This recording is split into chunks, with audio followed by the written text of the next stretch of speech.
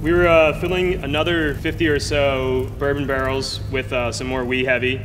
This one will be aged for about 4 months versus what we filled last time, which already has about a 2-month head start on it. See how it's coming along and if we like where it's going.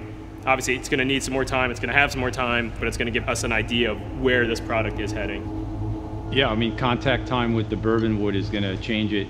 You know, it's got its own life cycle, right? I mean, initially you get a big bourbon flavor from the beer, and then it kind of mellows out as it gets more contact with the wood. I think blending it is a cool idea because then we can get it exactly the way we want it. Yeah.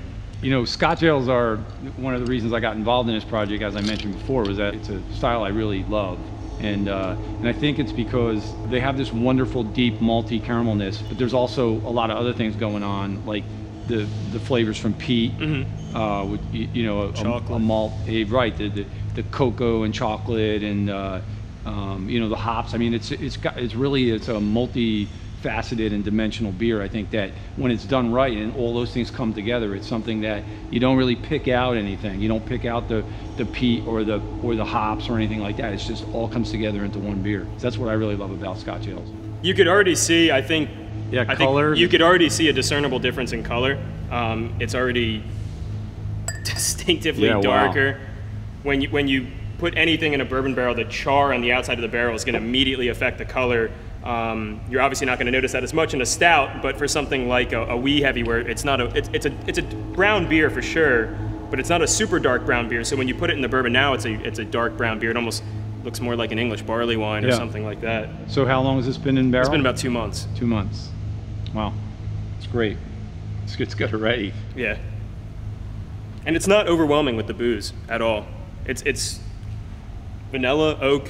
Yeah, and it's sort of accentuating that rich caramelness, I guess, from the bourbon too. Yeah, which is the hallmark of that's Scotch really ales. smooth right now and really drinkable.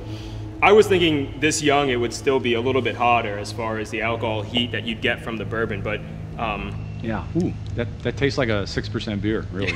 It goes down pretty easy.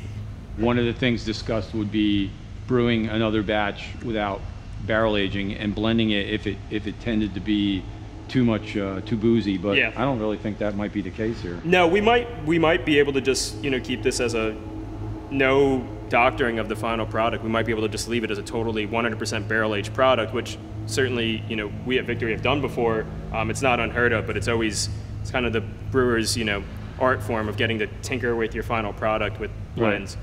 But overall, this is really good. This is fine on its own. The other interesting thing, which I've talked to the folks here at Victory about doing, is brewing a batch of this at my brewery in Philadelphia, and James will come out for that, and much smaller batch that'll only be available at my pub, but that one won't see any bourbon, so it will be kind of interesting to have both of them on tap and see exactly what the bourbon contributes to the beer.